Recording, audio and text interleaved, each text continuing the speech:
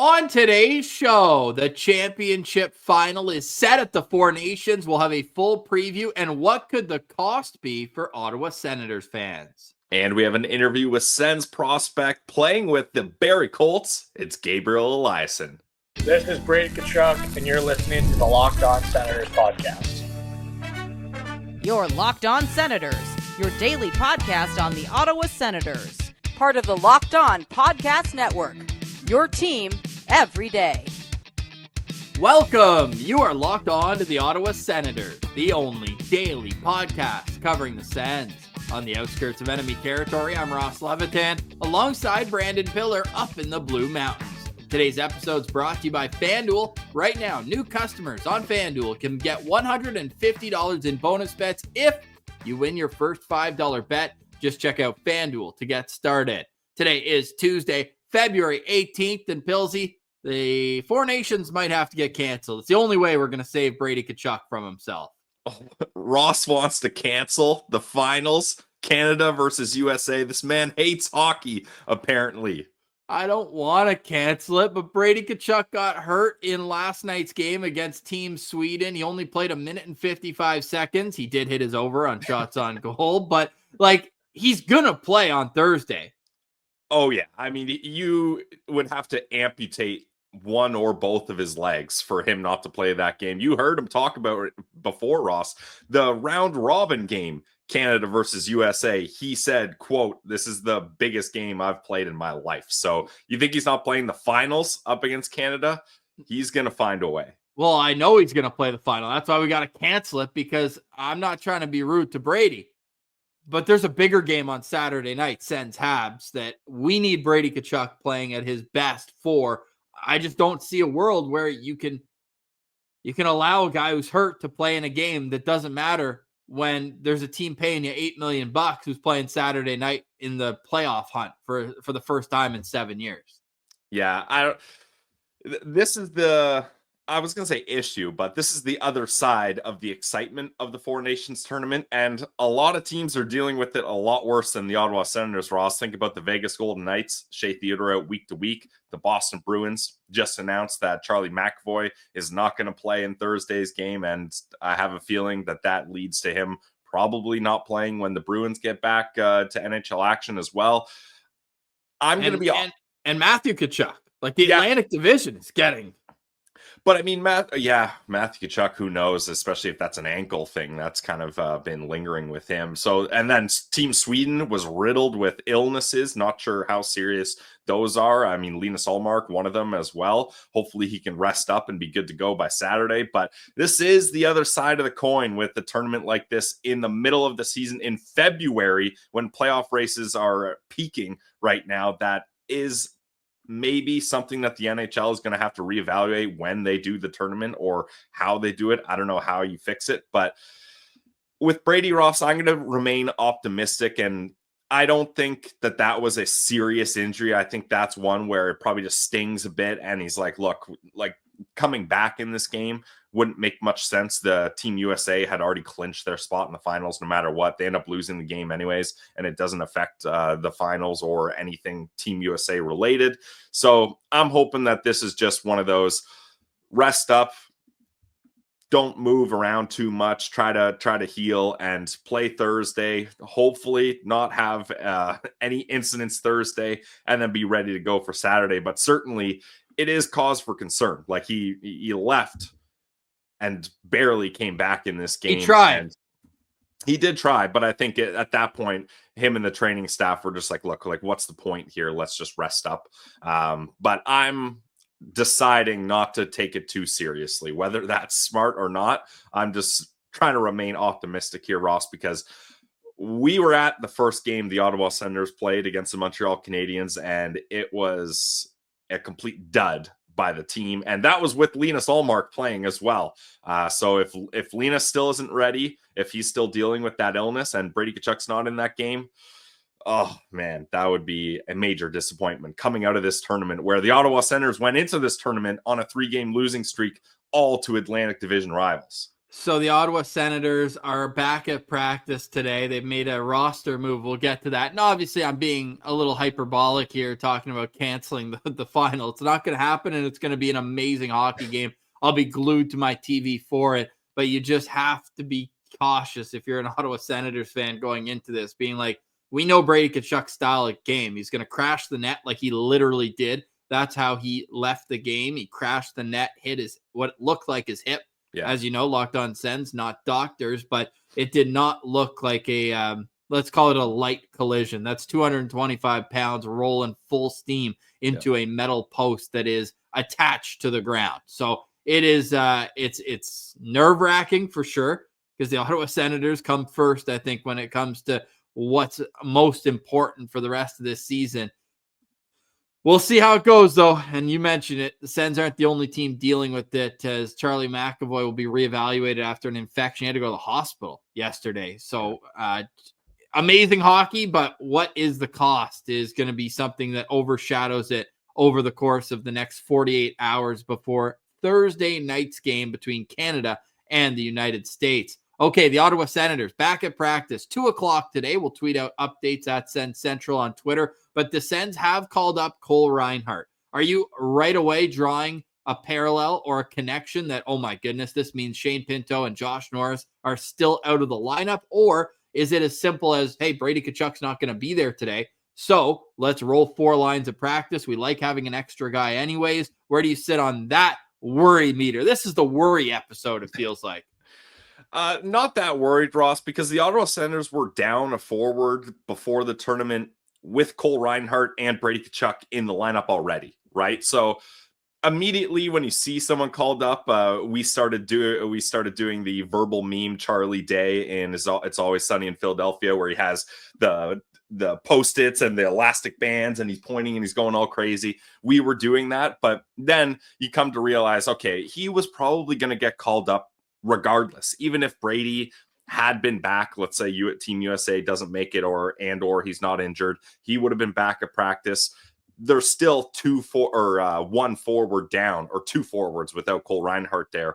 And I didn't, as much as I want to be positive Pillsy and optimistic here, I wasn't expecting both Shane Pinto and Josh Norris to be back. I'm just hoping for one of them to be back. Still not sure about that, although we did hear they were skating at Sensplex yesterday. But I think either way, Ross, Reinhardt was going to be called up. Like, even if those players are back, and we still don't know what's going on with Noah Gregor either. We haven't had an update there. I feel like he should be kind of close to returning. That would be a nice little boost to the bottom 6. But either way, if they had a full lineup of forwards, Ross, the Senators would want to carry an extra forward too. So, like, unless literally every single guy came back healthy and Brady was at practice, I think it was inevitable that Cole Reinhardt was going to get called up regardless. But it was good for him and the Belleville Senators that he got sent down, because he had a nice little 3-game stretch there.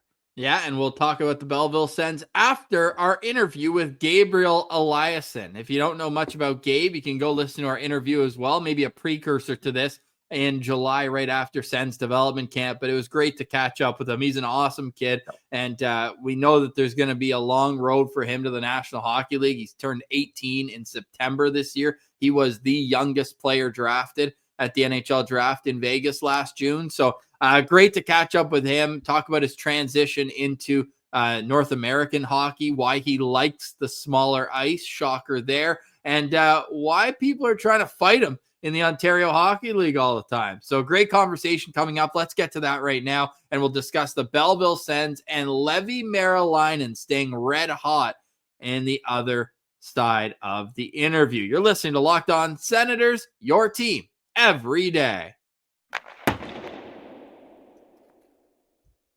Today's episode is brought to you by our friends over at Select Quote. In sports, having a winning strategy, it's everything. It's how the best teams make it to the Super Bowl, the World Series, and the Four Nations Face-Off Final. The same goes for life. Having a strategy like life insurance from Select Quote can protect your financial legacy and keep your family's future secure. Select Quote makes it easy to find the perfect life insurance policy. As one of America's leading insurance brokers with nearly 40 years of experience, they've helped over 2 million customers find $700 billion in coverage since 1985. What sets Select Quote apart is their personal touch. Unlike other brokers that just offer one-size-fits-all policies, their licensed agents tailor coverage to fit your unique needs. If you're in good health, you might even qualify for same-day coverage of up to $5 million, no medical exam required. And it's more affordable than you'd think. You can get up to $1 million in coverage for as little as $20 a month. Get the right life insurance for you for less at selectquote.com/lockedonnhl.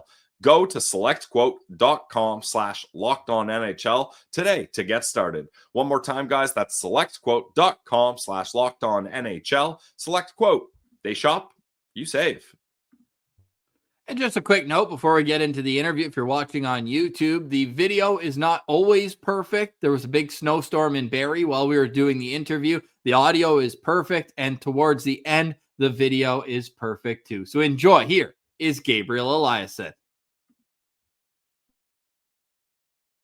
All right, we now welcome a very, very special guest back to Locked On Senators. It is our good friend, Senators prospect. He plays for the Barrie Colts in the Ontario Hockey League. Gabriel Eliasson, welcome back to the show, man. How you doing? Thank you so much. I'm doing good. How are you? Doing great. Lots has happened since we last had you on. It was right after Dev Camp. You had your fresh Sens hoodie on. You're looking great. And now you've decided to change your path. At that point, you're going to the USHL, now the Ontario Hockey League. Let's start with that. What happened with the decision, and how did you end up in Barrie? Yeah, I just felt that I talked a lot with Ottawa about this, and I just felt that I want to play with the best guys and against the best guys. So I thought OHL was the best choice to make instead of the USHL. So I mean, OHL is a great league and a lot of star players that you can play against, and it's so much games you're playing also. And it's also pretty nice that it's in Canada and I can talk with Ottawa a lot and they can see me playing and see me developing here. So that was why I choose the OHL. Yeah, I think you made the right decision to go into Barrie. You landed in a great spot, but was part of the decision too the style of hockey, the difference between going to the USAHL versus the OHL? I feel like the OHL, you can play a little bit more of a physical game, which is better for you. Yeah, Ottawa said that too. They said that the physical player in OHL is pretty big. So I just felt that I gotta go to the OHL because, as you said, in the USHL it could be a little younger, and here is pretty much 05s and some 04s here still. Of course, we have some guys that it's pretty small too that you can get easy penalties for, but. Yeah, that was one of the things that I think about when I choose to play in OHL, the physical play, and that I can play my style a little bit more here. So, Gabe, last time we talked to you, you're still in Sweden. You come over now. You've been living in North America for a little while. What's the transition been like off the ice for you coming to a new place? I mean, pretty good actually. Canada here in Barrie is pretty similar to Sweden, how it is. It's cold in the winters, and you know how it is. So not that big adjustment for me. I have a very good billet family. My billet mom can speak Swedish because she's from a place in Finland where they speak Swedish. So that's almost feels like I'm home. I can talk with my parents. I need to think about the time difference, but for me it's just been great, and I like it here, and not that much of an adjustment for me. That's awesome. And what about with the smaller ice? Was there any time that it took for you to get used to the angles and everything like that?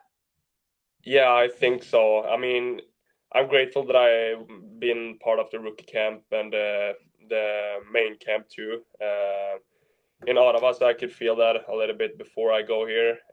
But of course, the angles on the ice, where you pass the puck and stuff like that, is different than how you work in the D zone, and everything from the PK system to everything is new systems. So you need to think so much, and that was a big adjustment in the beginning. And but I mean, I just kind of feel that I'm gonna play hockey and not think that much. So now I'm into it, and I mean that was not so hard. It was adjustment for sure. But I like the smaller ice way more than a bigger ice actually. I don't miss the big ice at all. Yeah, less skating. It's nice, eh? Now you Yeah, got and to it's play. also like when you Okay. big, you can have the reach and you can play physical, and it's like as a defensive defenseman, you really like the small areas and that you can work on and really be like, yeah, shutdown defenseman. So Yeah, it's probably hard for guys to get around you on the small ice. And you've had 47 games now in the OHL with the Barrie Colts. Who would you say your biggest rival is? Like, which teams, when they come, the team's getting ready, the crowd's hyped from what you've noticed?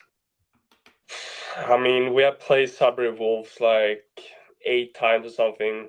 And that is also where I had my 2 fights. So I guess that's a pretty rival. I mean, that's not my favorite team to play against. I mean, I like to play like Ottawa and those guys. It's pretty rival there too because they kicked out Barrie last year in the playoffs. So I mean, it's pretty hard emotions with them too. So I like to play Ottawa, but I mean, in this league, all the games is fun. Like you can lose against any team. Like you cannot like relax in any game. Like you can win or you can lose. So I mean, I like to play all the games, but yeah, probably like when you play like London, those teams is pretty cool to play against them in an arena like that. Or we go to Kitchener next week; that'll be fun. So yeah, but I would say the most rival would be probably Sudbury or Oshawa. Now you say 2 fights. Is that the first time in your life that you've ever been able to like drop the gloves and have a full-on fight? Hey, maybe even just with the half shield on too? Yeah, actually, last year in Sweden we had a couple of fights in practice because we practiced so much and there was not that much games. So, but not like dropping the gloves with the visor and stuff like that. I had cage last year and I fought one time with gloves on and got suspended 3 games. So it's So this completely one, you different. just, hey, you go to the box for 5 minutes and it's just you wipe your hands with it. Is that something you enjoy doing? Yeah, I mean, I don't really like search for it, but I mean, if I do some big hit and they want to stand up for his teammate, then we also get a penalty. How do you say? They got a penalty for it. So, I mean, that's something that I'm gonna do if I need to. So I have no problems with that. And I would say that I like it. And the crowd is going and the team is getting energy, and so I would say that I like it. And but some of the guys probably talk pretty much in this league, but not really doing anything. Like they talk and say that they're gonna go, but they're not really gonna fight always. Well, yeah, you're also the biggest guy on the ice every single game. So it's easier to just bark up the tree rather than climb it, right? Yeah, I guess so. So tell us about your experience in Ottawa. We talked to you after development camp, but before main camp and rookie camp. What was it like getting to Ottawa and being a part of a routine of an NHL training camp? I mean, that was awesome. Starting with the rookie tournament, that was great to put the Ottawa jersey on and just kind of feel a little bit how it is. And that was great. Some great guys. We had a great team, great group of guys, and we had fun. And then we came back again, and I made the main camp, and that was. I mean, I think I was pretty starstruck when Tkachuk came to me and talked with me and did handshake with me. So I was just like, it's so cool. But I mean, as long as you're there, you just know that they are just regular guys that made the same thing as you did when they were young. So I appreciate that they were so good to take care of us young guys, and we had so much fun there. That looks pretty awesome, though, eh? We're pulling up the photo on YouTube. You rocking the Sens jersey. Looks clean, man. How'd it feel to put that on for the first time? Yeah, that was awesome. That's so amazing. Like, that's a great feeling. And it just, yeah, wish that you could make the team and, like, in a few years here, really work hard for putting that jersey on and play for them. So awesome. Hope you're enjoying our chat with Gabe. We'll get right back to it. But first, Pilsy's got a word from our friends at FanDuel. Yep, when the game tips off, the NBA action is just getting started, and there's no better place to get in on it than FanDuel, America's #1 sportsbook. With FanDuel, you can place live bets throughout the game, so even if you miss that opening tip-off or you want to bet on the fourth quarter comeback, you can stay in the action. And if you're looking for a bigger payout, why not try combining your live bets into a same-game parlay? I love using FanDuel's live betting feature because it keeps every moment of the game exciting. Whether I'm backing my team for a late game rally or picking a player to hit a clutch 3, I never feel like I missed my chance. The app, super easy to use, and when you win, you get paid instantly. Those green numbers hit in your account real quick. Right now, new FanDuel customers can get $150 in bonus bets if your first $5 bet wins. Just visit FanDuel.com to join today. That's FanDuel.com for your shot at $150 in bonus bets. Make every moment more with FanDuel, the official sports betting partner of the NBA.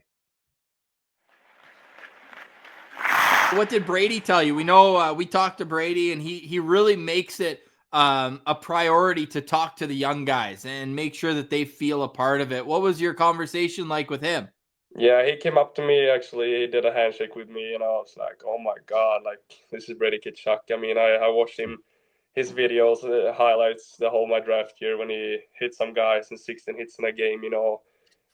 He just said that he loves the game I play and the physicality, and he really wants to play with me in the future, and you know, that's the small stuff like that. So I really appreciate that he talked with me, and he was so good with us young guys, and yeah, that was amazing, and yeah, I loved it. Go ahead, Bills. Go ahead, Bills. Did he get a chance to talk to Daniel Alfredsson? Yeah, I had actually. So we talked a little bit about he's living like 15 minutes from where I am from. So it's pretty cool that he's in the same organization and assistant coach for that team. So, I mean, Alfredsson is a guy where you always looked up to in your whole life. You know, in Sweden, he's one of the biggest of them all. Like, he's so famous there. And we just talked about if he still have the house in Särö, what we call it, in Kungsbacka, south of Gothenburg. So, yeah, really, really cool to even like see him in reality and, you know, like go and practice with him. And even after that, Gabe, you went down to Barrie, and when you guys came to Ottawa, we saw you at a Senators game this year. It was a 3-1 win over Nashville. What was your experience like as a fan at an Ottawa Senators game? That was great. Like, you could really see how big the arena is. All the guys said the same. Like, great arena. Yeah, the game was good. Tkachuk was fighting that game too, get the crowd going a little bit. So yeah, that was fun. Really fun experience, and yeah, it was great to see it from a fan view. And with that, Gabe, when you're at the game as a fan, are you picking up on little nuances that maybe the defensemen are doing, or how are you watching the game as a guy who hopes to play on that team one day? Yeah, of course. I watch the defensemen every time, like how they move, and that was one thing that I really appreciate being on a main camp, that I could see how they actually practice and how they work out there, and just see like some small details they do, and just kind of like work on that and try to do the same, I guess. And yeah, I watched the defensemen pretty much, and even in Nashville. So that's something I always do when I watch the NHL, to look at some pretty similar guys, maybe in Ottawa, like Tyler Cleveland, how he works in the defensive play and how he hit guys, and trying to watch how he plays. And yeah, of course. Well, it looked like you had fun at the game. We're pulling up the Barrie Colts posted this photo of you at the CTC. That's how we look like at the game too, Gabe. Yeah, that was actually when the fight was going and Tkachuk was putting him down there. So of course it was. Yeah. Billsy? How often are you in touch with the Ottawa Senators? Like, are they kind of contacting you and being like, hey, we saw this game or this play, we want you to work on this? Are they keeping tabs on kind of your practice habits? Like, what's the relationship like between you and the NHL team? I would say I had a great relationship. I talked with the strength coach when I had some feeling in my groin, and just kind of see what I can do there. And he sent me over like stuff I can do, some exercises for getting it better. And I also talk with a lot of in the scouting how do you say? Yeah, like the the scouts staff there? that I talked to. Yeah, the staff, exactly. So I talk with them pretty much actually, and they just say like, okay, we're gonna watch this game now, and pretty like we can talk in post game or whatever. And then sometimes I just when I warm up in the arena, I can see some other guy, and I just saying hello and just talk a little bit. So I would say I have a great relationship, and I get feedback from them, and I'll reach out to them also, some phone calls sometimes, and just check it out how it is, and get some Just feedback. stay in touch, right? And what are they hoping to see from you, Gabe? What's something that they're saying, hey, next year in camp, we want you to improve on this? Yeah, we talked about that I'm gonna work on my puck skill, of course. That's the thing that in my game that I'm gonna work on. I mean, they say that they say that they want me to play physical, but they also like know that I do that, so I can work on other things too. But they say it's important that I not like skip doing my physical play. So I gotta keep playing with my player identity and just work on some extra things. And I mean, when you can see some social media and guys are like screwed up because I don't put up so many points and stuff like that. But I mean, that's not the player that I'm gonna be in NHL if I play in NHL. I mean, I want to be the best in defensive player and hard to play against, and the shutdown deep, physical. So I don't really care about the points. I mean, that's not the player who I am. I'd rather be the player that stopping the points against. So that's something that we talked about. Well, and you said before, Gabe, that some guys that you watch, Nick Hague in Vegas and Eric Chernak in Tampa. So there's a lot of time in the NHL for guys who shut down other teams' top players. And it's been fun watching you develop this year, too, in the OHL. Is it still your plan to go to Michigan eventually, or is that kind of on the back burner and you'll see how the rest of this year goes first? I don't know anything right now. Right now, I just focus on this season. Like, it's so many games here in OHL, and I like it here. So, and I still have 1 year left in school too. So, I mean, of course, any door is open, and but in the end of the season, I probably talk with Ottawa and what they think, and I mean, OHL is like really great spot for me right now, and we'll see how it is next year. I don't know anything about next year, to be honest. That's a good answer. You're focused on it right now, and that's where you should be focused on. Pills, you got a final question for Gabe? Yeah, you mentioned that you're now getting an opportunity to fight a little bit more without as serious of consequences.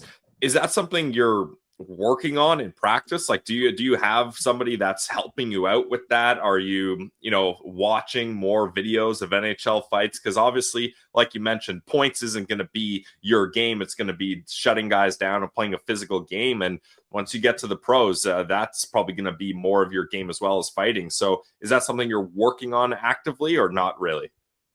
Oh yeah, I'm not gonna lie. Of course, I watch some clips, when guys fight and you see how they fight, and you wanna protect yourself and stuff like that. So we had actually a fighting coach here in Barrie. He played in OHL. I think he had like 38 fights his first OHL career. So he learned us some stuff, how to like grab the guys and how you're gonna throw the punches, how you're gonna like protect your head and stuff like that. So that's something that we have learned, and we can also like do some fights after the practice just for being prepared if it happens and stuff like that. But I don't have like a fighting coach, but that would be the fighting coach that I have training with. He's the guy that came to us in Barrie Colts. So yeah, you want to be prepared, and you want to see how the guys in NHL, the tough guys, is fighting too, because you need to be prepared for it, and I also think it's pretty fun. So Gabe, you're 6'7"? Is that how tall you are right now? Yeah, 6'7". How many calories are you eating a day, man? Like, you have to just be like, your billets were probably like, hey, can we get a little extra budget here for the food? Yeah. I probably eat like 4,000 or 5,000 calories a day. And I mean, I don't want to drop weight. I want to stay in my weight right now and maybe gain a little bit more. But I don't want to be slow out there. I just want to take it like, I'm pretty young still. So I'm right now at like 215 pounds or something. I was up to 220 in the summer, but I dropped a little bit. I was sick, that I said to you guys, and it's a lot of games, so I think that's pretty natural that you can drop the weight. So yeah, eating a lot of calories and just trying to gain a little bit more and stay there. And then What's next the summer, cheat meal though? When you get a cheat meal, what are you going to? I don't know. I mean, my bills do so good food for me, so I pretty much always eat here. And I get food boxes like the lunch to the arena every day, and they're awesome. So I'm getting a lot of food here, but probably some pizza or whatever. Yeah, pizza guy. What kind of pizza toppings do you like? Right here in Canada is different from in Sweden. So here I just eat like a pepperoni pizza or whatever. We can get that after the game sometimes when we win. So kind of different pizzas here, but I like them. What's pizza in Sweden? You got fish on pizza in Sweden or what? Yeah, some of them. It's pretty weird combinations. We have banana and you can have meat on a pizza and peanuts.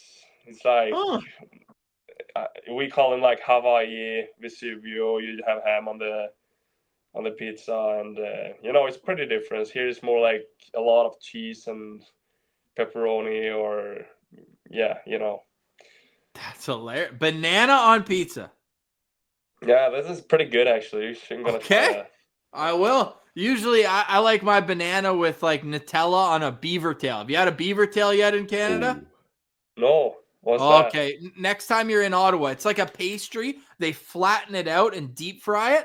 And then they put it in like cinnamon sugar. And then they brush on all these toppings. It's a delicacy in Ottawa too, because they have that big canal right by where the 67s play. That freezes in the winter. So you go for a skate on the canal and you grab a beaver tail, they call them. But it's not an actual beaver tail.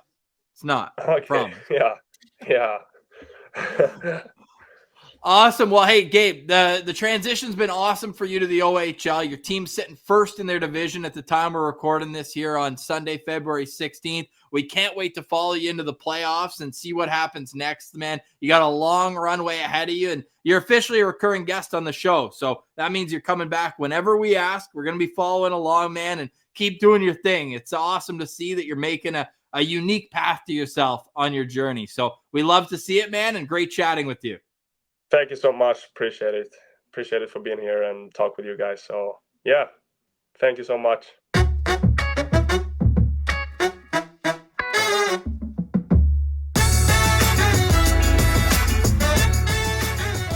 All right. Shout out to Gabe Eliasson. Great kid. Hoping for great things in his future as well. Pillsy, the Belleville Senators are buzzing right now. 2 shutout wins in their last 3 games, and wouldn't you know it, that's Leevi Merilainen's music, of course. And it might be the last 4 games, sorry, because Malcolm Subban played the last game, but out of Leevi Merilainen's last 3 games, got 2 shutouts.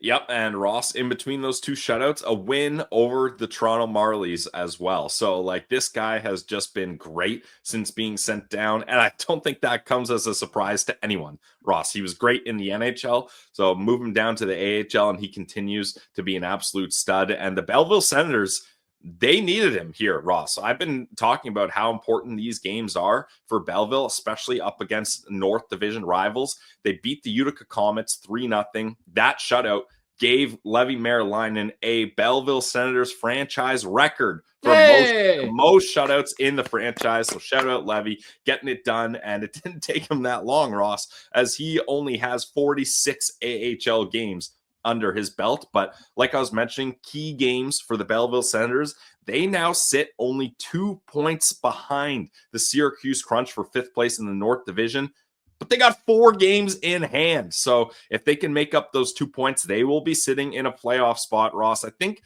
you and I kind of were down on Belleville, and we were like, this might be a lost season with them with all the injuries Ottawa has and plucking a lot of their best players. But they've found ways to stay in the race, and they're in a really good position now. Well, yeah, it helps to have Leevi Merilainen, right? A 940 save percentage in 5 starts since going back to Belleville. And that franchise record he did, what'd you say, 46 games, Pills? 46 AHL games for Leevi. So he passes Philip Gustafson, who played 95 games. Wow. That's crazy. Gus played that many in Belleville. Wow. Yeah. Now, with Leevi Merilainen, that's also his 6th pro shutout this season in 30 games.